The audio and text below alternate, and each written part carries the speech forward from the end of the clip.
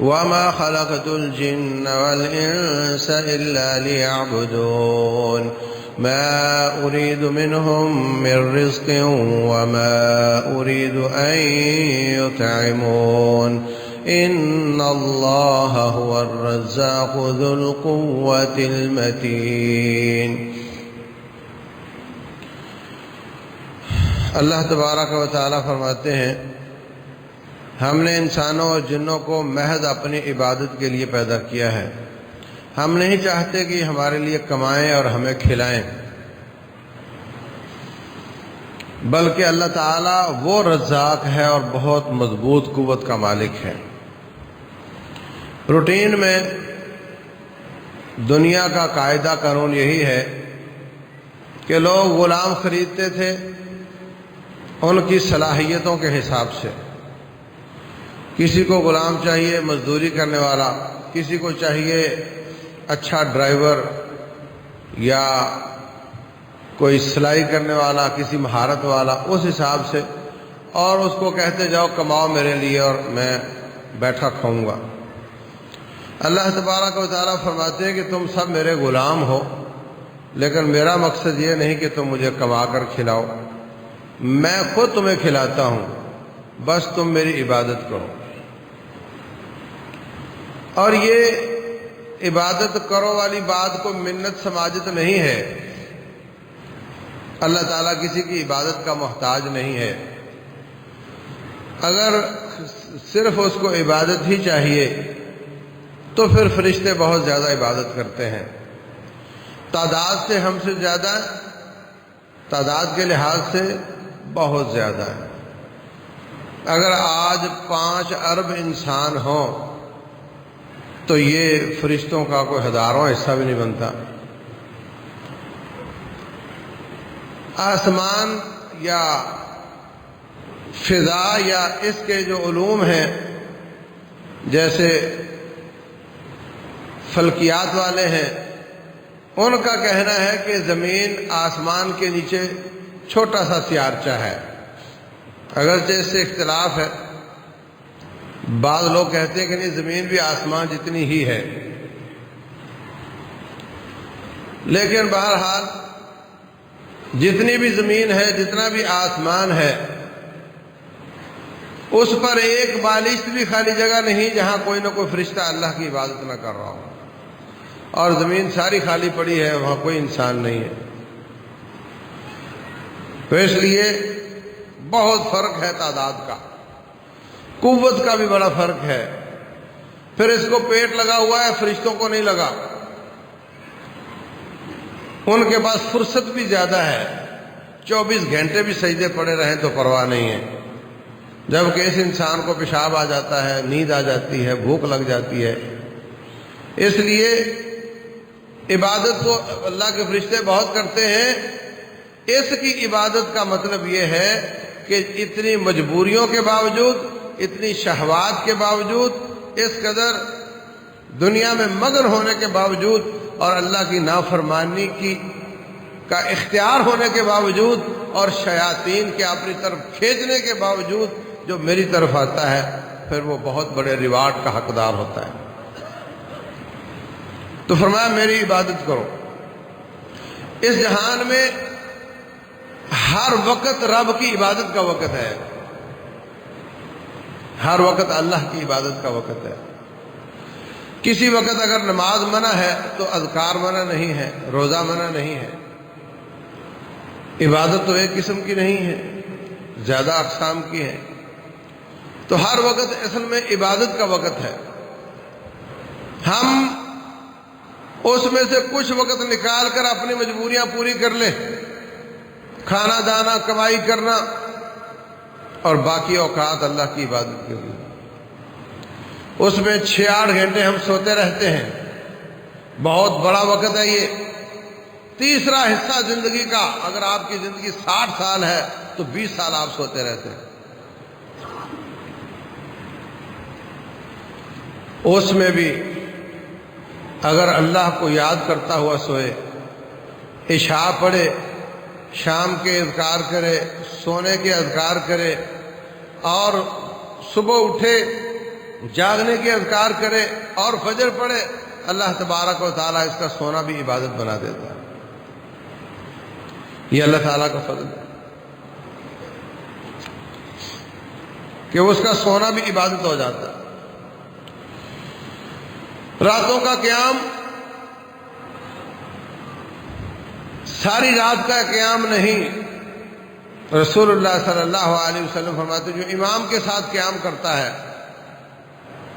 امام کے ساتھ سلام پھیرتا ہے، وہ باقی رات سو بھی جاتا ہے تو اللہ تعالیٰ ساری رات کی عبادت لکھ دیتا ہے۔ تو عزیز بھائیوں، ویسے تو سارا سال ہی، ساری زندگی ہی رب کی عبادت کے لیے ہے، لیکن ان للہ نفحات لرحمتہ، اللہ تبارک و تعالیٰ کی رحمت کے جھونکے ہیں۔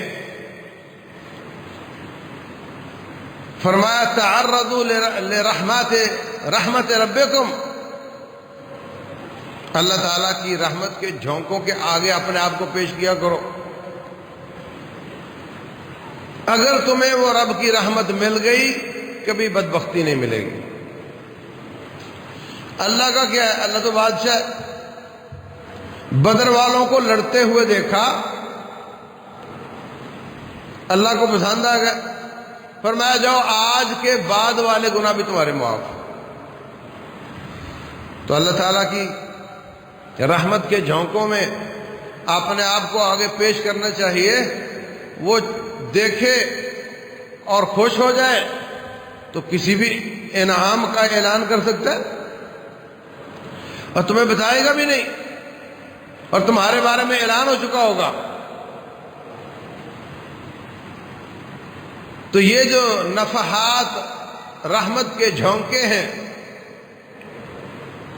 وہ کچھ جگہوں پر ہیں اور کچھ اوقات میں ہیں۔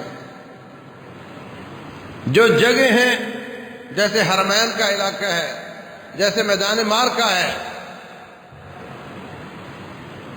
وہاں پہ جانا ہر ایک کی بس کی بات نہیں، تو پھر کچھ اوقات رب کی رحمت کے جھونکے لے کر آتے ہیں جو ہر جگہ پہنچ جاتے ہیں۔ ان میں یہ شعبان ہے، ان میں یہ رمضان ہے، اس میں حرمت والے مہینے ہیں، ان میں اللہ تبارک و تعالیٰ کی رحمت کے جھونکے آتے ہیں جن کے سامنے اپنے آپ کو پیش کرنا چاہیے۔ کوئی بھی سمجھدار آدمی کسی بھی موسم کا باقاعدہ اہتمام کرتا ہے تو اس میں کامیاب ہو جاتا ہے، اور جو باقاعدہ اہتمام نہیں کرتا وہ ناکام ہو جاتا ہے۔ ابھی گندم کی کٹائی قریب ہے، تیاریاں ہو رہی نہیں ہو رہی، ہارویسٹر ان کو مرمت کیا جا رہا ہے، باقاعدہ جو لوگ دور دراز مزدوریاں کرنے گئے ہوتے ہیں وہ اپنے مالک کو سنا دیتے ہیں کہ دیکھو بھائی ابھی ہماری کٹائی آئے گی تو میں چلا جاؤں گا، میں نے تیرے پاس نہیں رہنا، اپنا انتظام کر لینا، کٹائی آ رہی مجھے جانا ہے اپنے گھر۔ کٹائی کی تیاری ہو رہی ہے، مشینیں تیار ہو رہی ہیں، موسم کوئی بھی ہو اس کے لیے اس کی تیاری کی جاتی ہے۔ اللہ تعالیٰ محفوظ رکھے، کچھ لوگ قبروں پر میلے کرتے ہیں، اس کی تیاریاں ہوتی ہیں، بہت پہلے سے تیاریاں ہو جاتی ہیں، گاڑیوں کو آرڈر مل جاتے ہیں، باقاعدہ اہتمام کیا جاتا ہے۔ تو اللہ تبارک و تعالیٰ بھی، اس کے رسول صلی اللہ علیہ وسلم بھی جو نیکیوں کے موسم آتے ہیں، نیکیوں اس کا اہتمام کیا کرتے ہیں۔ اب دیکھ لو، نماز پڑھنی ہے، جو آپ امام کے ساتھ پڑھتے ہیں وہ فرض ہے، اور جو آپ اس سے پہلے اور بعد میں پڑھتے ہیں وہ فرض نہیں، لیکن نبی صلی اللہ علیہ وسلم وہ بھی پڑھتے ہیں، پڑھنے کا حکم بھی دیتے ہیں، ترغیب دلاتے ہیں تاکہ فرائض محفوظ ہو جائیں۔ اگر آپ سنتیں پڑھنے کی نیت لے کر آئے ہیں، اگر لیٹ ہو بھی گئے تو سنتیں چھوٹ جائیں گی، فرض مل جائیں گے۔ اور اگر آپ فرض ہی کی نیت لے کر آئے ہیں تو پھر سنتیں تو آپ نے کی نیت میں ہی نہیں تھی، تو جب چھوٹیں گے تو فرض ہی چھوٹیں گے، ایک رکعت رہ گی، دو رہ گی۔ تو یہ جو سنتیں ہیں یہ فرائض کو محفوظ کرتی ہیں۔ اور پھر مارکا لڑنے سے پہلے فوجیں ریہرسل کرتی ہیں، اپنی کمیاں کوتاہیاں جو دشمن کے سامنے ظاہر ہوں گی وہ پہلے ظاہر ہو جائیں تاکہ ان کا اہتمام کیا جا سکے، ان کا انتظام کیا جا سکے۔ تو اسی طریقے سے جو عبادات کے موسم آتے ان سے پہلے ان کی تیاری کی جاتی ہے۔ رسول اللہ صلی اللہ علیہ وسلم سارے سال میں اتنے روزے نہیں رکھتے تھے جتنے شعبان میں رکھتے تھے، اور صرف روزے نہیں اور بھی عبادات۔ فرمایا شعبان کا مہینہ ایسا مہینہ ہے جس میں سارے سال کے اعمال اللہ کے سامنے پیش کیے جاتے ہیں۔ تو میں پسند کرتا ہوں کہ میرے اعمال پیش ہوں تو یہی لکھا ہو کہ انہوں نے روزہ رکھا ہوا۔ تو اس مہینے میں زیادہ عبادات کرنا، اپنے آپ کو تیار کرنا رمضان کے لیے، رمضان کے استقبال کے لیے، اس کی ریہرسل کرنا۔ کتنے لوگ کہتے ہیں میں مزدور آدمی ہوں، جو کماتا ہوں کھا لیتا ہوں اور میں روزے نہیں رکھ سکتا، مزدوری سخت ہے، میں برداشت نہیں کر سکتا۔ عہد نبوت میں بھی لوگ مزدور ہوتے تھے، وہاں بھی لوگ مزدوریاں کرتے تھے مگر روزے بھی رکھتے تھے۔ اب یہ کہتا ہے میں مزدور ہوں، روزہ نہیں رکھ سکتا۔ اگر یہ اس کی تیاری کرنا چاہے تو سارا سال کمیٹی ڈال دے، ہر مہینے 2000 روپیہ بچا لے، وہ بچتا بچتا 11 مہینوں میں 20-22 ہزار بچ جائے گا۔ رمضان میں نہ محنت کرے، روزے رکھ لے۔ اسلام کا رکن ہے روزہ، اسلام کا رکن ہے۔ یہ اتنا آسان ہے جی میں مزدور ہوں جی میں روزہ نہیں رکھ سکتا، اس کے لیے آپ تیاری کر سکتے ہیں، پہلے سے محنت کر سکتے ہیں، اوور ٹائم لگا سکتے ہیں، باقی سارا سال 2 ڈیوٹیاں کر سکتے ہیں۔ کتنے لوگوں کو کوئی بیماری آ جاتی ہے، اللہ محفوظ رکھے، خوشی آ جاتی ہے، اس پہ پیسے لگ جاتے ہیں اور اس کو مینج کرنا پڑتا ہے۔ میں نے بچی کی شادی کر لی ہے، اب میرے خرچے زیادہ ہو گئے، اب میں اگلا پورا سال تھوڑا زیادہ کماؤں گا تو میں پورے کر سکوں گا۔ تو جب ہم اپنی دنیا میں مختلف موقعوں کو اس طرح مینج کر لیتے ہیں تو اللہ کے عبادت والا مہینہ رمضان کا مہینہ اس کو کیوں نہیں مینج کر سکتے؟ اپنی ڈیوٹی شام کی کر لو، کوئی ایسا کام تلاش کیا جا سکتا ہے جو رات میں ہو سکتا ہو، دن میں روزہ رکھے یا صبح 10 بجے تک کام کر لے، آدھا کما لے آدھا کھا لے۔ لیکن یہ کوئی طریقہ نہیں کہ جی میں مزدور ہوں لہذا میں روزہ نہیں رکھ سکتا۔ اس کی تیاری ان مہینوں میں کی جا سکتی ہے۔ اللہ اکبر۔ رمضان میں ہم صبح و شام کھانا کھائیں گے تو پہلے دن بڑا روزہ لگے گا، اس لیے کہ ہماری عادت ہے 3 ٹائم کھانے کی۔ تو شعبان میں رمضان کی تیاری کا یہ بھی ایک طریقہ ہے کہ ہم ابھی سے 2 ٹائم کھانا شروع کر دیں۔ دوپہر میں کوئی ہلکی پھلکی چیز لے لو، نہ کھانا کھاؤ، 2 وقت کھانا کھاؤ۔ رمضان آنے سے پہلے اپنے آپ کو، اپنے جسم کو رمضان کے مطابق عادی بنا لو، رمضان آئے گا آپ کو پتہ بھی نہیں چلے گا۔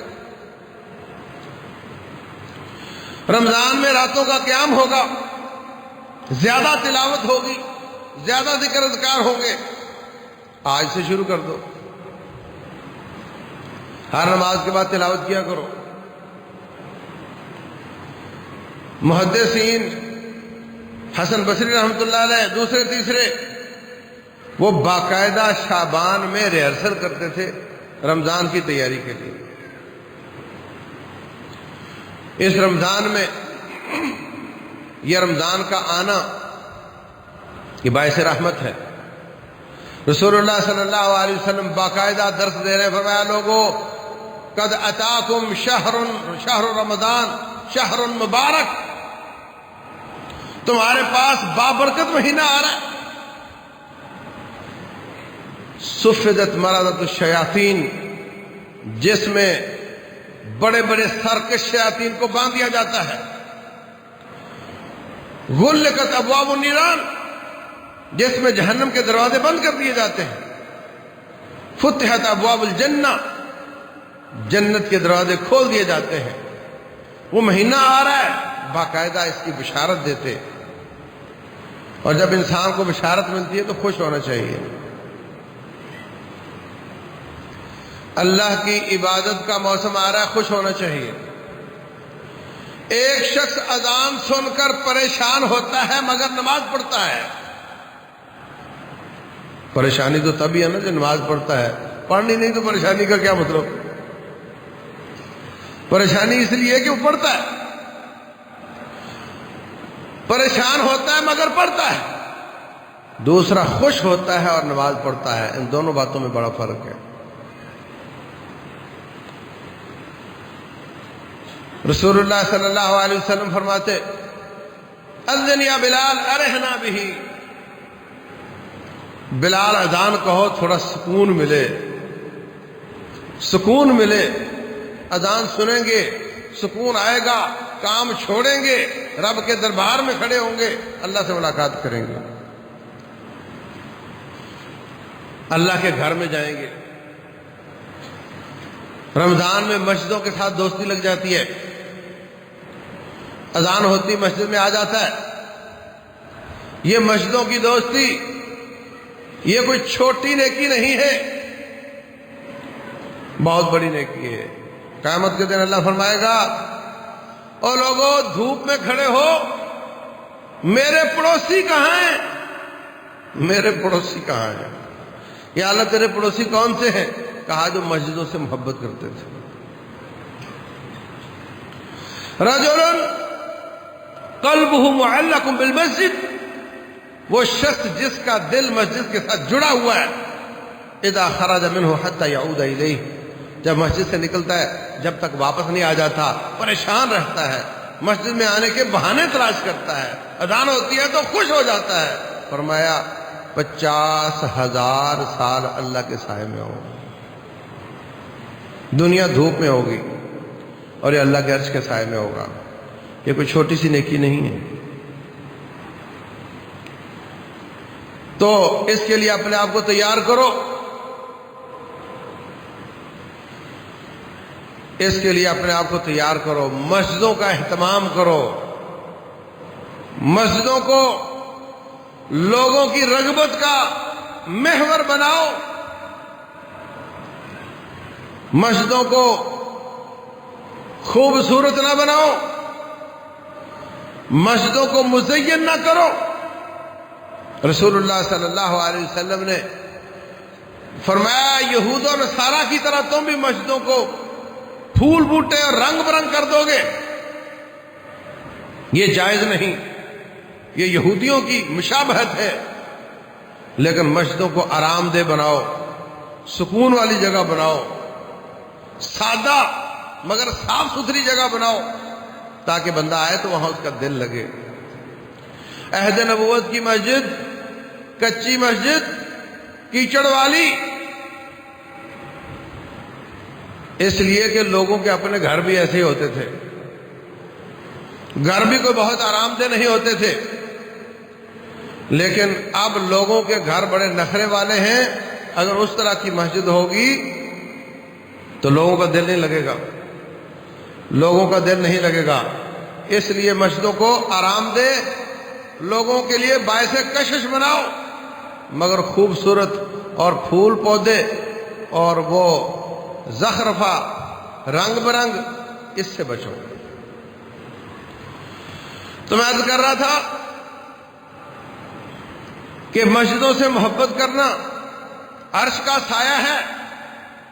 ابھی سے شروع کرو مسجد سے محبت کرنا، اس کی ضروریات پوری کرو۔ جو اس کے کام رہتے ہیں وہ پورے کرو، اور اذان ہوتے مسجد میں آ جاؤ، تلاوت کرو۔ رسول اللہ صلی اللہ علیہ وسلم فرما رہے ہیں بہت بڑا مہینہ آ رہا ہے، بڑا مبارک مہینہ آ رہا ہے، جس میں جنت کے دروازے کھلے ہوں گے، جس میں جہنم کے دروازے بند ہوں گے، جس میں شیاطین باندھ دیے جائیں گے۔ او بھائیو، ہر شخص محسوس کرتا ہے کہ رمضان میں مسجدوں میں رونق بڑھ جاتی ہے۔ یہ معجزہ ہے میرے مصطفیٰ علیہ الصلوۃ والسلام کا۔ اب شیطان ہمیں تو نظر نہیں آتے، آپ نے فرما دیا باندھ دیے گئے، ہم نے مان لیا، مگر اس کا ایک عملی مظاہرہ نظر آتا ہے ہمیں رمضان میں کہ واقعتاً آپ نے صدق فرمایا۔ اللہ تبارک و تعالیٰ نے سارے سال نہیں، 10 سال نہیں، 20 نہیں، ساری عمر میں ایک مہینہ ایسا پیدا نہیں کیا کہ جس میں یہ کہا ہو کہ میں سارے داعیان دین باندھ دیتا ہوں اور شیطانوں تم اپنا کام پورا دکھا دو، تم میرے بندوں کو جتنا گمراہ کر سکتے ہو کر لو۔ لیکن اس کے مقابلے میں اللہ تعالیٰ ہر سال ایک مہینہ ایسا لے آتا ہے جس میں شیطانوں کو باندھ کر کے اللہ اپنے داعیان دین سے گویا کہ کہہ رہا ہوتا ہے کہ تم اپنا کام پورا کر لو، میرے بندوں کو اللہ کے دین کی طرف لے آؤ۔ تو یہ مہینہ دعوت اللہ کا مہینہ ہے، یہ مہینہ غم گساری کا مہینہ ہے، بھوکوں کو کھانا کھلانے کا مہینہ ہے، لوگوں کو دعوت اللہ دینے کا مہینہ ہے۔ اس کی تیاری آج کرنے کی ضرورت ہے، اس کی پلاننگ آج کرنے کی ضرورت ہے۔ یہ مہینہ اس کی تیاری کا مہینہ ہے۔ اللہ اکبر، بہت عظیم مہینہ آ رہا ہے، اتنا عظیم ہے، ابن ماجہ کی روایت ہے، رسول اللہ صلی اللہ علیہ وسلم کے پاس ایک شخص آ کر اپنا خواب بیان کرتا ہے، کہتا ہے اللہ کے رسول علیہ الصلوۃ والسلام، وہ 2 بھائی ہوتے تھے، اکٹھے مسلمان ہوئے تھے، ایک بھائی 1 سال پہلے مارکے میں شہید ہوا اور دوسرا 1 سال بعد چارپائی پر فوت ہوا۔ تو روٹین میں تو شہادت کا مرتبہ زیادہ ہے، مگر میں کیا دیکھتا ہوں خواب میں کہ جو چارپائی پہ فوت ہوا ہے اس کا مقام جنت میں اعلیٰ ہے اور شہادت والے کا نیچے ہے۔ تو مجھے تو یہ سمجھ نہیں آیا خواب۔ آپ نے فرمایا 1 سال جو مزید زندہ رہا اس میں رمضان نہیں آیا، اس نے رمضان کے روزے رکھے اور سارے سال کی نمازیں پڑھی اور اس کے اعمال رک گئے تھے، اس کے جاری رہے، اس وجہ سے یہ اعلیٰ ہو گیا۔ دونوں مجاہد تھے، دونوں شہادت کے متلاشی تھے، ایک کو مارکے میں مل گئی، دوسرے کی نیت پر اللہ تعالیٰ نے شہادت کا درجہ دے دیا ہوگا۔ رسول اللہ صلی اللہ علیہ وسلم فرماتے من طلب الشہادۃ بصدق بلغہ اللہ منازل الشہداء ولو مات علی فراش۔ جو شخص سچے دل سے شہادت کا مرتبہ مانگتا ہے اللہ اس کو دے دیتا ہے اگرچہ چارپائی پر موت ہے۔ تو دونوں متلاشی تھے، دونوں محنت کرتے رہے، اس میں برابر تھے، اور اس کی 1 سال میں رمضان کا آ جانا اور نمازوں کا پڑھنا اس کو اعلیٰ لے گیا، اس کو اوپر لے گیا۔ تو عزیز بھائیوں، رمضان کا کسی کی زندگی میں آ جانا یہ بہت بڑی سعادت کی بات ہے۔ اس لیے بعض سلف، بعض علماء یہ دعا کیا کرتے تھے اللہ بارک لنا فی شعبان و بلغنا رمضان۔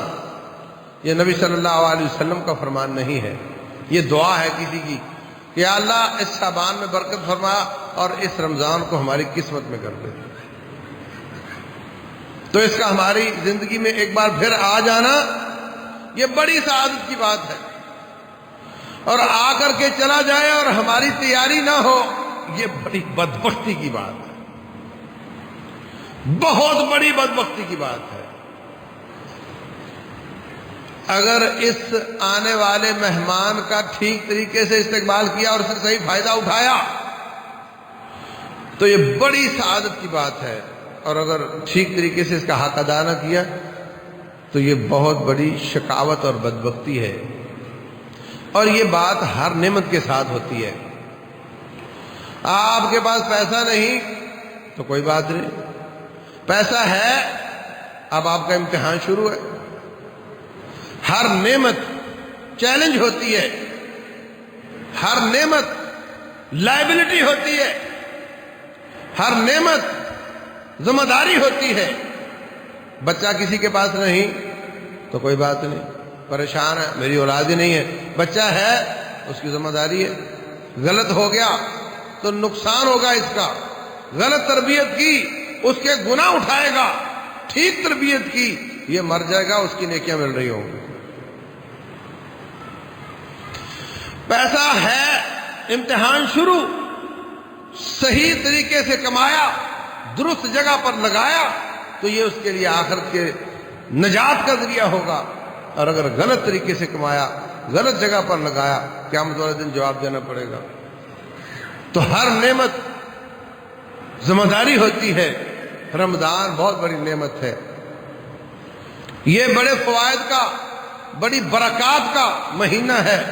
لیکن اگر اس کی تیاری نہ کی اور اس سے ٹھیک طریقے سے فائدہ نہ اٹھایا تو یہ ہمارے لیے باعث وبال ہوگا، نقصان ہوگا. رسول اللہ صلی اللہ علیہ وسلم منبر پر تشریف لاتے ہیں، فرمایا آمین. ساتھی پوچھتے ہیں کس بات پر آمین؟ فرمایا جبریل امین آئے، کہنے لگے جس کی زندگی میں رمضان آ جائے اور آ کر چلا جائے اور اس کے گناہ پھر بھی باقی ہوں، میں جبریل بد دعا دیتا ہوں اللہ کرے وہ ذلیل ہو جائے. رسول اللہ صلی اللہ علیہ وسلم فرماتے ہیں میں اس پر آمین کہتا ہوں. اگر ٹھیک فائدہ نہ اٹھایا تو جبریل امین کی بد دعا کے مستحق ہو گئے اور نبی صلی اللہ علیہ وسلم کی تائید ہے اس پر. اور اگر ٹھیک فائدہ اٹھا لیا تو یہ رمضان بہت اعلیٰ مرتبے لے کر دے گا اللہ تعالیٰ سے. ایک ایک حرف قرآن کا 10 نیکیاں روٹین میں ملتی ہیں. رمضان میں ہر عبادت کا اجر بڑھ جاتا ہے. مبارک جگہوں پر ہر عبادت کا اجر بڑھ جاتا ہے، مبارک اوقات میں ہر عبادت کا اجر بڑھ جاتا ہے. تو بہت ضروری ہے کہ ہم اپنے آپ کو مینج کریں تاکہ رمضان آنے سے پہلے ہم پورے طریقے سے فائدہ اٹھا سکیں. جس طرح نماز سے پہلے سنتیں بعد میں سنتیں ہوتی ہیں، اس سے فرائض کی حفاظت ہوتی ہے، ایسے رسول اللہ صلی اللہ علیہ وسلم رمضان سے پہلے شعبان کے روزے اور بعد میں شوال کے 6 روزے رکھا کرتے تھے. تو 30 روزے تقریباً رمضان کے اور 36 ہو گئے اور ایک کی 10 ملتی ہیں تو 360 ہو گئے. عربی مہینہ 360 دنوں کا ہوتا ہے تو گویا سارے سال کے روزے ہو گئے. اور اگر ہر سال ایسا کرو تو ساری زندگی کے روزے ہو گئے، ساری زندگی کے روزے ہو گئے. اور جب ساری زندگی تم روزوں کے ساتھ رہو گے، 50 سالہ زندگی روزوں کے ساتھ رہو گے تو 50,000 سال کی زندگی میں اللہ آپ کو بہت کھانے کے لیے دے گا. رسول اللہ صلی اللہ علیہ وسلم کے پاس ایک شخص نے ڈکار لیا. ڈکار آتا ہے پیٹ بھر جانے کے بعد. رسول اللہ صلی اللہ علیہ وسلم پیٹ بھر کر کھانے کو ناپسند فرماتے ہیں. تو آپ نے ناپسند فرمایا، فرمایا اکثر عنا جشاءک ھذا، اتنا ڈکارا نہ کر، تھوڑے ڈکار لیا کر. فإن أطول الناس جوعا يوم القيامة أطولهم شبعا في الدنيا. جو دنیا میں زیادہ دیر سیر ہو کر کھاتا رہا ہوگا اتنی ہی ملٹی پلائی زیادہ دیر قیامت والے دن بھوکا رہے گا، بھوکا رہنا پڑے گا. اور ریشو کیا ہے؟ 50 سالوں کی 50,000 سال کے ساتھ، 1 سال کی 1,000 سال کے ساتھ، 1 دن کی 1,000 دن کے ساتھ. تو اگر اس طریقے سے ہر مہینے 3 روزے رکھ لیں تو بھی سارے مہینے کے روزے ہو جاتے ہیں. رمضان کے ساتھ شوال کے 6 رکھ لیں تو بھی سارے سال کے روزے ہو جاتے ہیں. اس طریقے سے جب سارے سال کے ہو جاتے ہیں تو انشاءاللہ 50,000 سال کی زندگی بڑی آرام سے گزر جائے گی۔